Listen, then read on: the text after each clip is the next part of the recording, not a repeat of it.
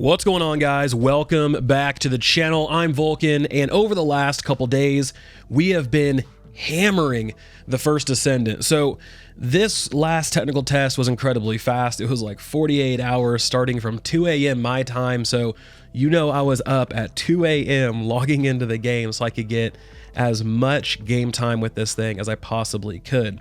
So let's talk about impressions, the highs, the lows, the takeaways, because there were some really high highs and there were some really low lows and some very questionable decisions that I'm curious on why the developers went a certain direction.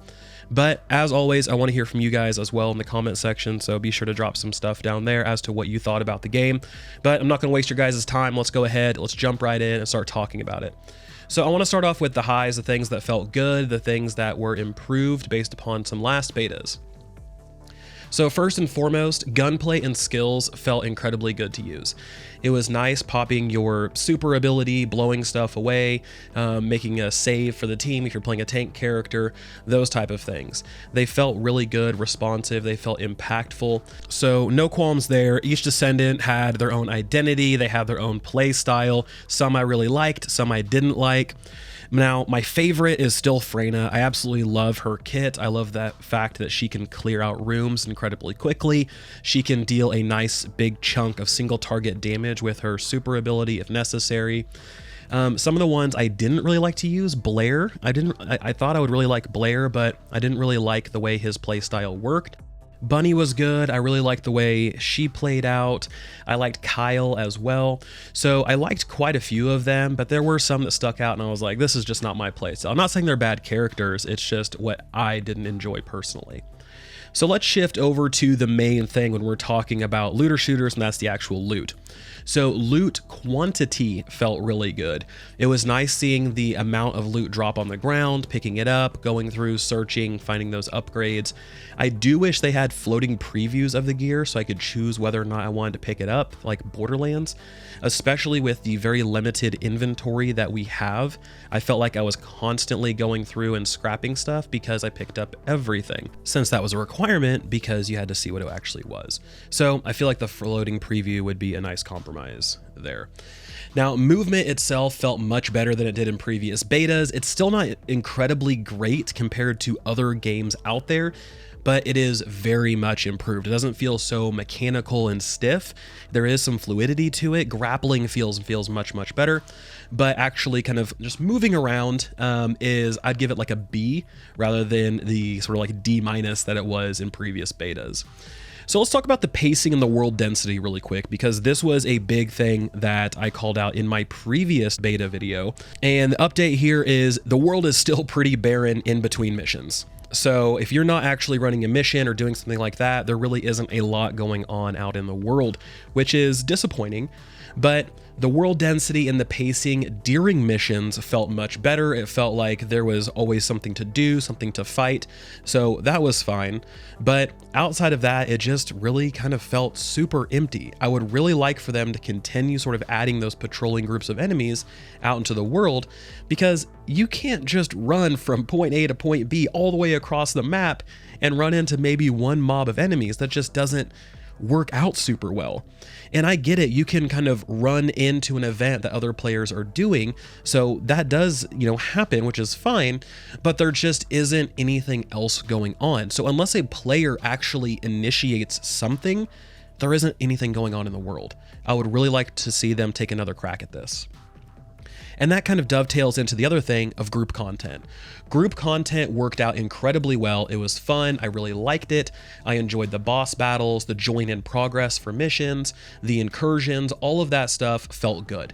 It felt like the pacing was well. It felt like the group composition stuff went well. Players interacting with other players felt good. So there was a lot of really kind of well done stuff in terms of group content, but if you're not always in a group, that's where you start to see the downside of First Descendant. So let's talk about the lows. So in terms of the lows, melee still feels terrible. It's very thin, it's very clunky. Trying to melee an enemy sort of locks you into this animation, and if they move, then you miss, and then your melee goes on cooldown. And there's sort of two different types of melees. There's your kind of high-powered melee that has, you know, a different effect or something like that, depending on what mod you slot in. And that's the one that deals a considerable amount of damage and typically one-shots. Then you have like a low power melee attack that's sort of like a filler, because if you guys remember, melee would go on cooldown and you could not melee at all in the previous beta. So the thing that they added in here is the ability to do a low power melee. This allows you to melee even when your high powered one is on cooldown, but the problem here, it's not really worth using because it deals so little damage. You're better off just hip firing and then clearing out enemies that way. Now, I think the problem here is how spectacular they try to make the melee look. If they removed the sort of high-powered cooldown-based melee and just made all of the melee quick and balanced in terms of damage, it would be better all around. I think that would be a much better option than what we have today. So obviously I talked about it, but the world is just not fun to explore or navigate in between missions. It's empty, doesn't really have any soul. And speaking of no soul, let's talk about the story so far of the First Descendant. It's incredibly generic during the small preview that we've seen. You have a bad guy that stays one step ahead of the good guys, there's an all is lost moment, and then I'm guessing we see a plot twist towards the end that then has you save humanity. So right now, don't go into this expecting a really good or deep story. This just feels like a generic sort of like sci-fi based thing. Now let's talk about the most controversial system in the game, and that is the paint system. This is an awful way to go about doing paint. So the way paint works in the First Descendant is that you have to purchase or acquire 3 items. You take those 3 items to a paint vendor in town, and then you combine them together to get a random color. So the color you get is completely random, and it is consumed upon use. So for instance, let's give an example. If you want to put a blue color on a skin, you need to randomly roll to get the blue that you want. And then if you want it again for other skins, you need to randomly roll until you get it again. It is a RNG gamble on top of an RNG gamble. And this is especially rough considering that these items can be purchased with real money because you have to buy caliber and then use caliber to buy these 3 items. So it's just not a great system. And it's just, you know, gacha style mechanics. If you're going in and you're going to play a gacha game, you know what you're in for. You go into the game expecting to have that system in place. When you go into the First Descendant, you don't expect there to be a gacha-based system that randomly catches you off guard, especially for the people who really like to customize the look and feel of their characters. So this was something that I was very, very disappointed to see. I would much rather see them take those premium items and remove them from the game, or use them one at a time to either get a voucher or you can purchase a color directly. Players simply just need more control over the outcome of this system. And I get it, not everyone cares so much about paint, but the bigger question is, why did they implement this particular system for the customization system? I don't understand that. So big things. Hopefully they change this in the future because I can see this being something that really pushes a lot of players away from the game. So let's talk about the other stuff, and that is Battle Pass and shop prices. So the Battle Pass for the First Descendant is very much what we see in other free-to-play games, and it looks like it mirrors Destiny pretty closely. You have a premium track and a free track. Both of these contain resource items, boosts, and a free ultimate weapon. Now the premium pass gets the weapon immediately, while the free pass gets it much later on. I didn't see anything egregious like with the paint system, so it's neither a high or low for me. This is just a traditional, typical battle pass that we see in free-to-play games these days.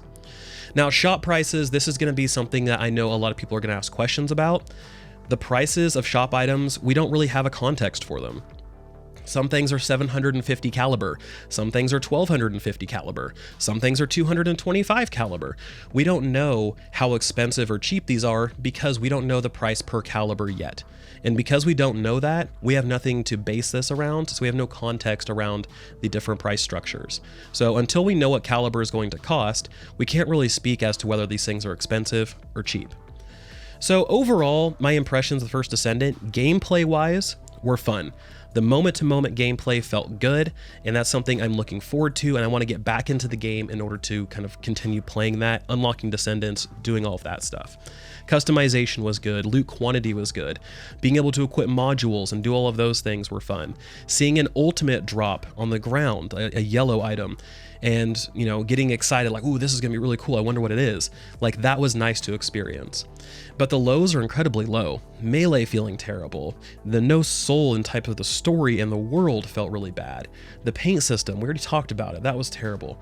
So it's a pretty balanced thing in terms of there's just as much bad as there is good, and I'm really hoping that we see a little bit more improvements on the good side and minimization on the bad side. But I want to hear from you guys. What did you think about the First Descendant? Let me know in the comment section below. As always, if you guys want more First Descendant content, please like and subscribe, and I will talk to you guys next time.